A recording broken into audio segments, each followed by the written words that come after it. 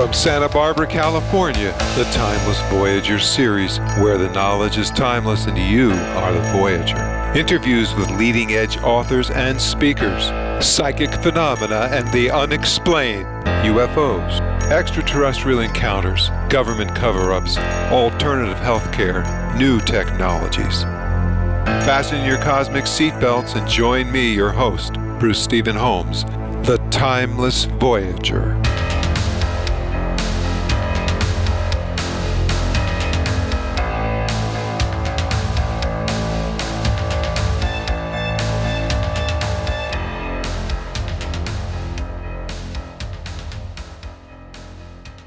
Hello everyone, this is Bruce Stephen Holmes for Timeless Voyager Radio, and I'll tell you what a show I have planned for you this evening. We are going to talk about UFOs and ETs, and we're going to talk to a gentleman who has an ongoing experience with two beings from the Andromedas. His name is Alex Collier. Welcome to the show, Alex. Hi. How you doing there, Alex? Good evening. Hey, Bruce. Thank you for having me. Oh, it's a pleasure. Now, for those of you who are interested, Alex, real quickly, who are these people that you are talking to? Well, they're human beings to start with, Bruce. They come from the constellation of Andromeda. Now, they are human beings. That's very important for people to know because a lot of people don't want extraterrestrials to look human, do they? Well, Hollywood certainly doesn't. Yeah. But there's actually more human beings than there are any other species, I'm told. Because it's the one it's got the best setup, right? It's easiest. It's one of the best of the body types, I understand. It is. It's easy to heal, and it's designed, even our physical bodies here are designed to live at least 150 years, but because of, all the refined foods and everything we put into it in our bodies, they don't last nearly that long. So you have, through some reason that I don't understand, been able to have very, very good close contact with two beings. Is that correct? That's correct, Bruce. First of all, they're light blue and skinned. They are human beings. Their ancestors are the ancient Lyrans, who apparently were the first human beings to actually settle and colonize our galaxy.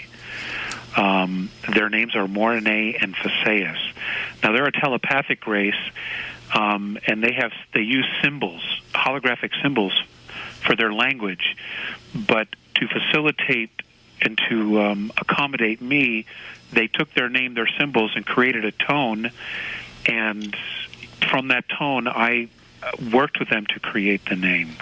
So it's Morine and what's the other one? Phaseus. Phaseus. I'm writing this down so I can remember what I'm doing here. All right, now, here is the situation. You have a lot of information from the two of them, and so we should start talking about that information, because that's what Timeless Voyager Radio is about. We're not going to hem and haw about whether this is true or not.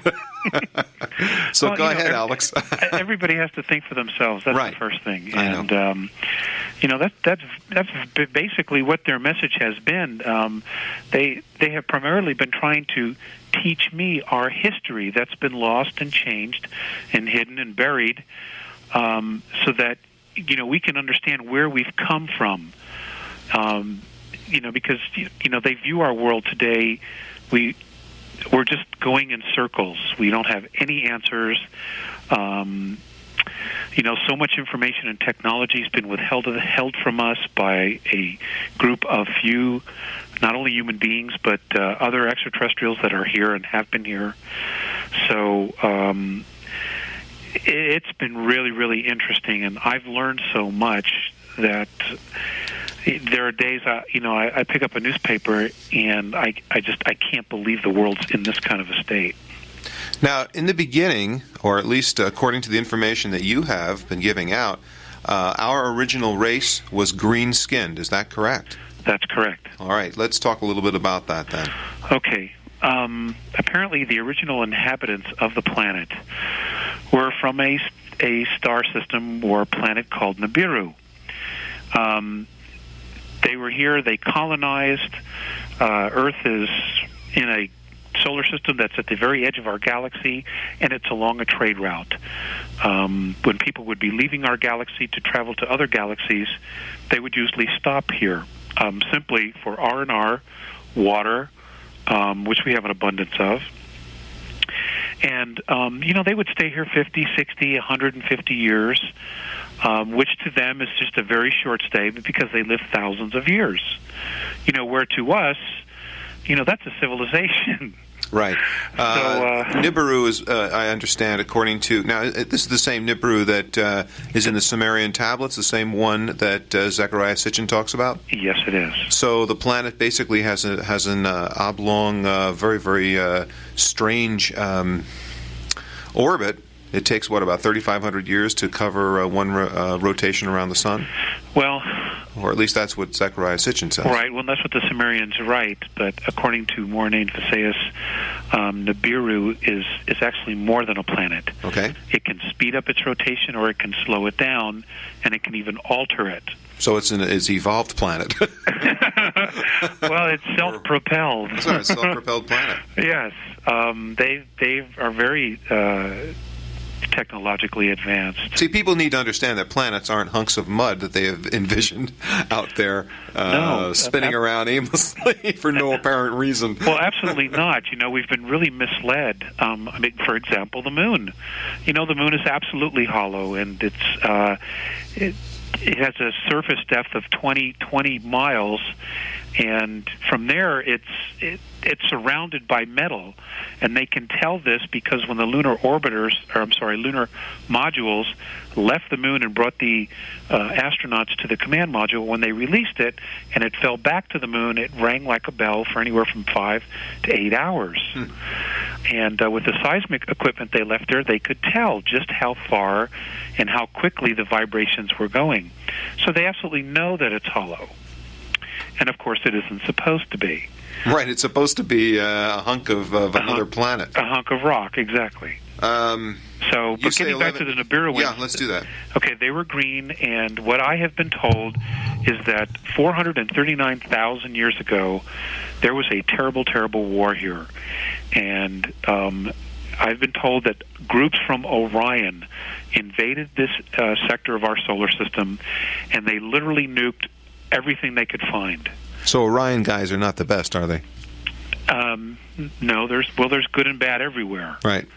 But these guys were not the best, were they? They weren't good to us anyway. Not at the time. No.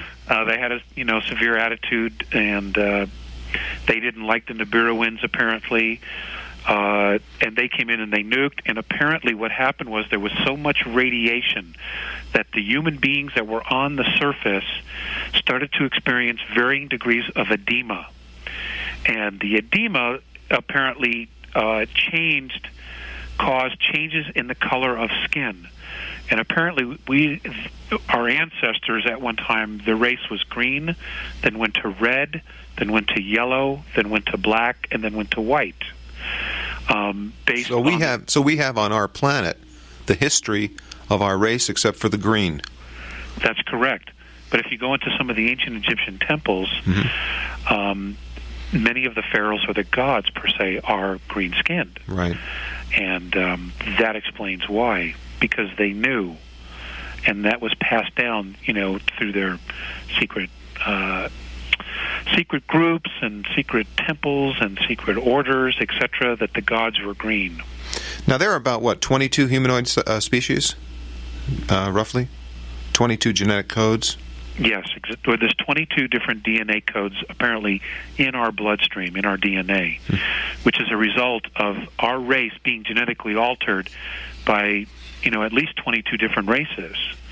So, we've become this hodgepodge, this pool, this DNA pool of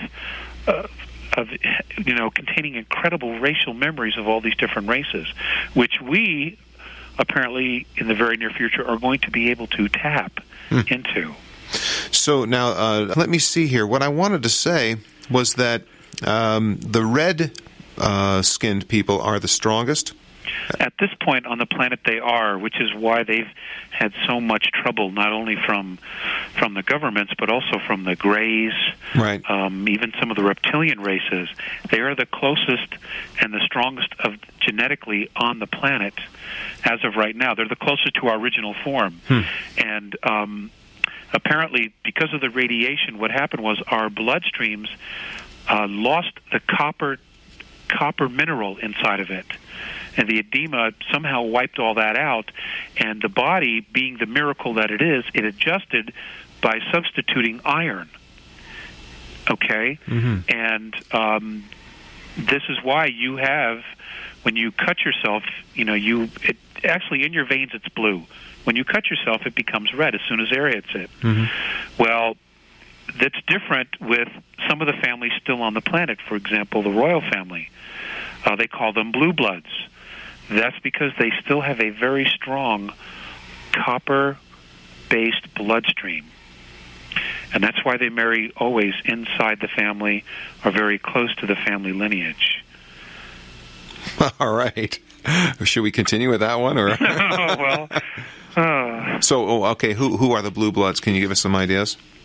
Well, there's actually two primary families on the planet that I've been told about. One would be the Royal English family, and the other one is a family in France that apparently many are trying to keep hidden, that are connected to René Lachâteau, and they were connected to Joseph of Arimathea in the past. All right, we're gonna cover so much material tonight that probably will leave everybody spinning by the end of the show, which is always nice.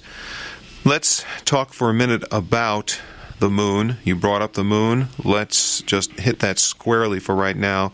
According to your information, it was brought to our planetary area 11,000 years ago.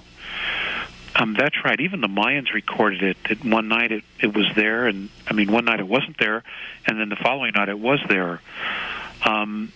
What I've been told is that our moon used to be one of two moons that circled a planet called Maldek or Malona, that is now the asteroid belt. And it was brought to the solar system to squash in a rebellion. Now, we've all seen Star Wars and Star Trek, etc., and some of the ships are like that, but apparently thousands and thousands and hundreds of thousands of years ago, the ETs would use planetary bodies because they were already basically built. All they had to do was hollow out the inside, put in their drives, and then they could use those. And they would build domes on the surface, etc., like what Richard Hoagland talks about. Right. They would build these domes, and then they would use these as their vehicles. And this is exactly what they did. Now, Moiraine and Theseus have always referred to our moon as a war carrier. Interesting. And apparently it was put into our orbit 11,000 years ago when Orion and Draco actually gained control of our solar system. I know this sounds like science fiction, and well, actually, let's talk about the real science fiction. You say that all those pictures that we've seen of the moon are faked. No. There's the real science fiction. Some of them are faked. Well, many of them. Yeah, they've all been touched and doctored, and most photographic people will tell you that. But let's tell people why they were faked. Because they show structures all over the place. Right. And the astronauts, they just simply can't say anything because they are afraid and they have families. And, they took an oath long before they went up there. They didn't know what they were going to find. And they're just holding to that oath and their integrity. But they know, they definitely know. If people can get their hands on Lunar Orbiter 4 photographs, and if you can find those and you find pictures from the dark side of the moon, which isn't always dark, by the way, you will see Explain stuff. that. Well, because we call it the dark side. They call it the dark side of the moon only because we can't see it. Right. Because the moon does not rotate on its axis like almost everything else does. Which explains that it's different in the first place. Exactly. Yeah. Plus, it's far too big to actually to have been caught in our orbit. But that's a whole other story, and and that's because it was placed there. Let's see. But there are structures there, and I have a video where you can actually see these things on slide.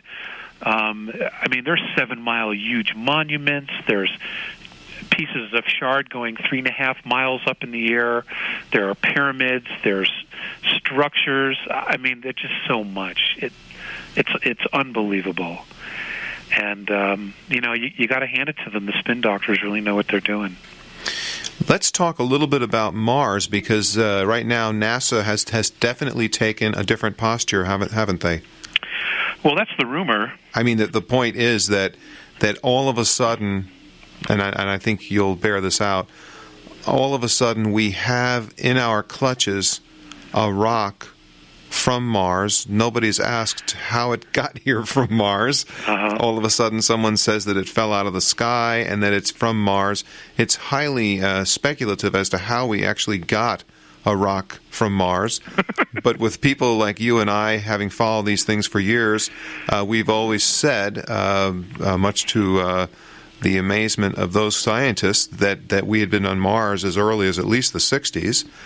Well, now all of a sudden we have this rock from Mars, and it has in its clutches evidence of life.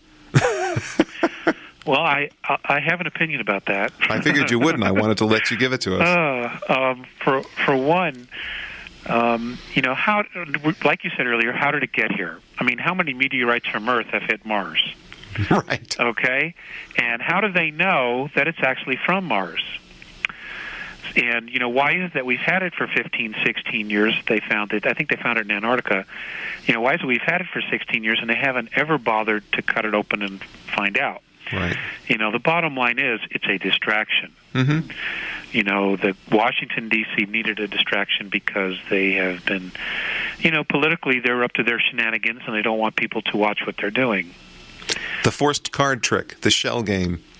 Of course. They're excellent at it. They're excellent at it. Plus NASA's budget's coming up. Right. It's politics as usual. Mm-hmm.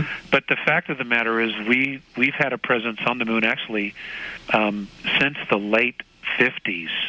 The moon or Mars? Since Mars. The late 50s. Right. And there is more than enough.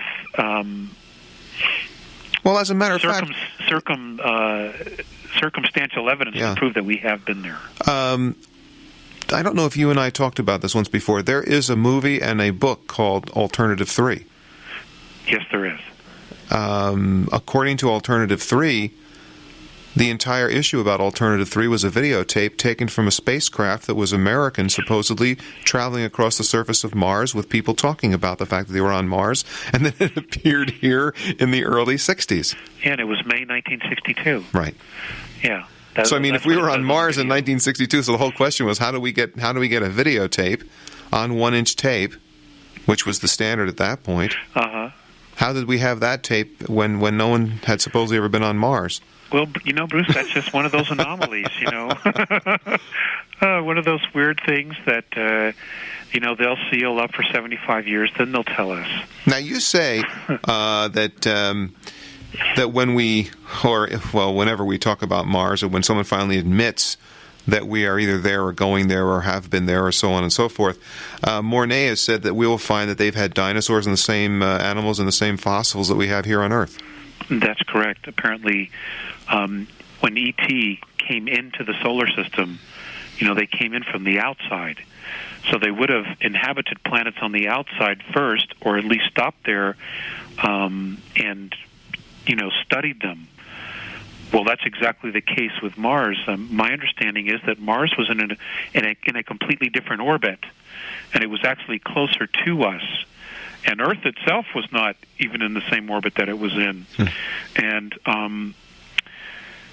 these guys are thousands and thousands of years ahead of us, and they can literally move planets, primarily, especially if they're hollow inside. I'm told it's much, much easier. And what apparently happened was a huge asteroid came through our solar system and literally pulled Mars 19 million miles out of its original orbit into the orbit it's in now. And, if you look at the surface, you can see where water has just literally buried everything, or, moving sand and moving dirt. And apparently that's exactly what happened. But there still is water there. There is oxygen there. There is ozone there. The government admitted that in March of 1995, that there was ozone covering at least 90% of the surface, which, of course, they've never mentioned anything about since 1978. Sure. Well, look, they're even talking about Europa now as showing signs of right, life. having life. I mean, my goodness. Right. They've known this all along. All right, so with this kind of a background, we need to really talk about the important issues then. This is kind of maybe a little introduction, a tip of the iceberg, to get people up to speed, to let them know that they've been lied about for, well, let's not say thousands of years. Let's say they've been lied about for the last 100 years at least. Yeah, that's easy. And with that in mind, we need to talk then about such interesting things like crop circles, the Hale-Bopp comet, or is it a comet? Let's start with the crop circles. Okay. What do the Andromedans say about the crop circles? They've settled along with their fifth-dimensional geometry, and it's a language. They're sending signals, and what's interesting is the reason they're sending them to England primarily. I mean, they're happening all over the world, but some of the most fantastic, are in the island of England. And that's because that's where all the world's wealth is controlled out of. And they're sending a clear message to those people, to the beings there underground and the secret societies on the surface. Look, you have to radically start changing your behavior, or a specific outcome is going to happen. And crop circles are even appearing in the United States now, as far as some appeared a couple weeks ago in Nebraska. And apparently many different races are leaving these. It's not... Now, when you use the word races, you mean extraterrestrial races? Yes. Earth has got quite a lineage of different races that have come and gone. And, it's really time that, we as a race be given back our heritage. And, it's been robbed from us by many people who have wanted to control. So they've suppressed this information. They've kept it hidden.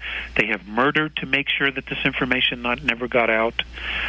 They would literally stop at anything because it would literally free us. It would get our focus off our day-to-day lives, and we would be trying to stretch ourselves and achieve more. And when you have somebody who's in control, they want you to work for them. They want to control your money, control everything about you. And if you don't play that game, they can't control you. Now, the Andromedan Council is made up of 139 different races from all over, the galaxy or the galaxies? All over our galaxy. Just the galaxy, not the universe, just the galaxy. Yeah. In the universe, Bruce, they say that they've been able to chart 100 trillion galaxies. I mean, just imagine that. 100 trillion. That's with a T, folks. Right. And they've all got life in them. And here we are being so arrogant, thinking there's just no such thing. And I mean, the joke is really on us because it's everywhere. Right. It's everywhere. And they're coming. They're coming this way. Real quick, what is the Hale-Bopp comet? Well, they say that it's a craft. So it's not a comet? No, sir. A comet does not change direction 4 times and do 70-degree turns. Doesn't happen. And this one has. And everybody knows it. Everybody in the government knows it. The astronomers know it that have been watching it. It's changed direction. In 10 seconds, why don't we know? Why doesn't our government tell us it's changing positions? Because they're afraid. Right. They're afraid. All right. What are the pyramids? Oh, everybody's got their own opinion about that. I will tell you this. What I've been told by Visayas and Mornay, that they originally were weights. They were built to be weights. Like a tire rotates? Yeah, I was going to say like the tire. Balance. Right. Exactly. And basically that's what the pyramids were put, which is why they're located directly dead center of the entire landmass of the planet. It was to balance the rotation. Now, they're not just located on the planet Earth, are they? Oh, no, they're everywhere. They're everywhere. I mean, for example, Hoagland's been talking about pyramids on Mars and pyramids on the Moon. Sure. There's some on Venus. There's some on Mercury. And there's even some rumored to be on some of the moons of Jupiter and Saturn. So, I believe one of the only few planets that doesn't have one would be Uranus. And which, by the way... Right, it's spinning upside down. Because it has quite a bit of water. Maybe it needs some pyramids. Okay. I just wanted to share this one little thing with you. Sure. The way they're aligned towards Sirius and Orion. Now, what I've been told is that what we have been taught about history, that the King's Chamber, which is the larger, is actually the Queen's Chamber, because it's dedicated and aligned to Orion, and Orion has been ruled by queens. And I believe, and I'm going to put a plug in here for him, Robert Morningsky talks a great deal about some of this information, and he's really right on with it, and he's definitely got pieces of the puzzle. There's just no doubt about it. Yeah, and there's always been this question about the matriarchal society versus the patriarchal society. I mean, we live in the patriarchal society right now, so God is the father and so on and so forth. But it wasn't always that. Right, it wasn't always like that, and people are starting to learn that. Yeah, that's correct, they are. We're learning more and more about our past, and it's very different than what the history books have told us. Let's talk a little bit about, I wanted to say this, have we cleared up basically Hale-Bopp? I think so, except for the fact that there are two large moons in the tail of it. And the government has pulled all of its information regarding Hale-Bopp, including the pictures, off the Internet, which is interesting. But fortunately, enough people were able to download, and that information is still available on private web pages. They're definitely trying to keep this thing low profile. What is the possibility? The way things are looking, life is going to be different after it goes by us. Right, and hopefully it's going to go by us, right? Yes, it's going to go by. It's going to go by, but, there's quite a bit of debris in the tail of it. Yeah. And, that could be a concern. Let's talk about a few things that have happened, starting with March 23rd, 1994. 19 suns pole shifted at once in our galaxy. That's correct, and apparently hundreds have done it since then. And simultaneously, when this occurred... Now, let's just explain to people what a pole shift is. Okay, that's where you will have something... Take, for instance, Earth, north being the North Pole, south being the South Pole. Right. And the planet literally just rotates where the North Pole now becomes the South Pole. And it happens within a 24-hour period, as far as we can measure. And we know, incidentally, that has happened before, because we have records of that in the ocean, which show that the magnetic poles have changed, and it was recorded in lava, which becomes rock. That's right. So we know that it's happened here, and of course, I guess it has quite a catastrophe for those of us living on the surface, doesn't it? Yeah. I think they've recorded at least 16 different times that it's happened to our planet. Right.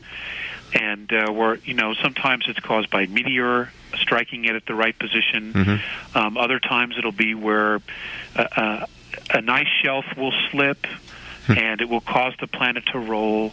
There's various numbers of ways that this could happen.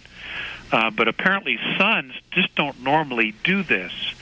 And they just did it.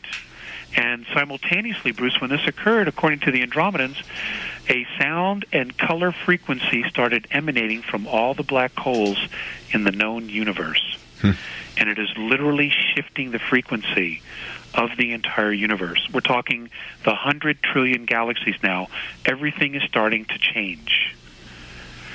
And it's never ever happened before.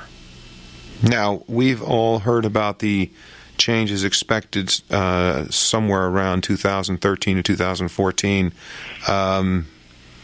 Certainly going through the photon belt, which I don't feel like talking about at this point. Well, it's interesting.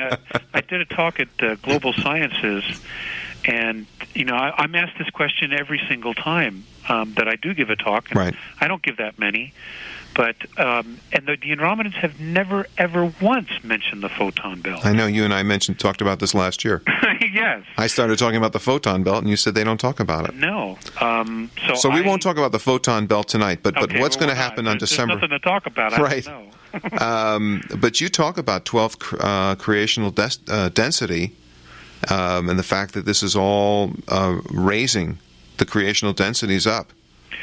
Well, prior to March 23rd of 1994, we apparently had 11 creational densities. When this color sound frequency started emanating from the black holes, it was literally creating a holographic imprint over all the 11 creational densities, creating a 12th. And yes, what they've said is, on their preliminary reports, the Andromedans, is that it appears that third density is imploding on itself. And everything in third density is starting to be raised in vibration up into fourth and then fifth density. So in English language, what this means is that we are not really third-dimensional beings any longer, are we? No, we're not. We just don't know it. We don't know it, right? No, But third-dimensional beings can't see us.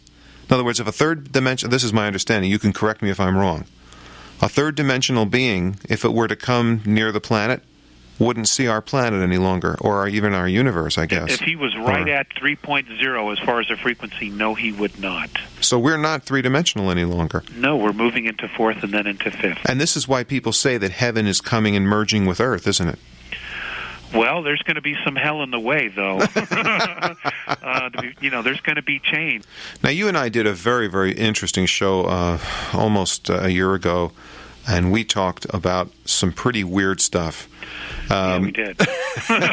And just to maybe, I don't know how I can even encapsulate what we talked about, but we talked about the fact that the reptilians, I guess specifically the three groups, including the Alpha Draconans, really had a stake in taking over our planet and getting rid of us, because they just think of us as just in the way. Okay, well, we're not the only ones. Right. The human race had, since its existence or first colonies or creation in Lyra. We're talking about the whole human race now.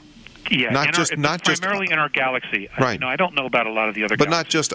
not us on the planet Earth. When you say human race, everybody thinks that, and I want to make sure we have that clear. Yeah, all the human races inside our galaxy have had problems with the reptilian races. Now, not all the reptilians are bad, but many of them are. Mm-hmm. And what I mean bad is that they're regressive. They're into control and domination. Now, they look at us as a natural resource, and that's their attitude, that we are a natural resource, just like we look at cows as a natural resource, or pigs, or sheep. See, now most people keep themselves feeling comfortable, and this is what I pointed out in the last show, by expressing the wish, I'm underlining the word wish, that we were the top of the food chain. We're not. Right. That's why I said that. We're not, and it's not really a laughing matter. No, it's not. But we're not, and they've been here, and the ancient mythology and the typical biblical looking of a reptilian type of being with horns and a long tail representing the devil. Ladies and gentlemen, those were actual beings, and some of them are still alive, and many of them come from not only Orion but other areas, but also Alpha Draconis. Now, the royal line of Alpha Draconis is called the Seecar, and they apparently are the very large, anywhere from 17 to 22 feet, up to 1,800 pounds, reptilian with long tails. They're considered the royal line. They look like the gargoyle, the classic gargoyle. Right? Except they're huge. Yeah, except that they're very... sometimes I think that they made the gargoyle 6 feet tall so we wouldn't be too afraid of it. In the pictures I'm talking about. Yeah, maybe that's true. But these are 18 feet. These are big. Yeah, they're huge. These things look like dinosaurs. They really do. They, Tyrannosaurus Rex or Velociraptor, except larger. See, everybody thinks the Tyrannosaurus Rex was just stupid. That makes us feel like we're safe. Well, recent evidence proves that they weren't as stupid as they thought before. Yeah. Well, the Alpha Draconans are pretty smart, and I think we should tell people how smart they are. They're very, very smart. They apparently have had space travel for 4 billion years. And let's talk about the last thing about them, and that is that they are almost impossible to beat. As a matter of fact, I think the Pleiadians gave up, right? Yeah.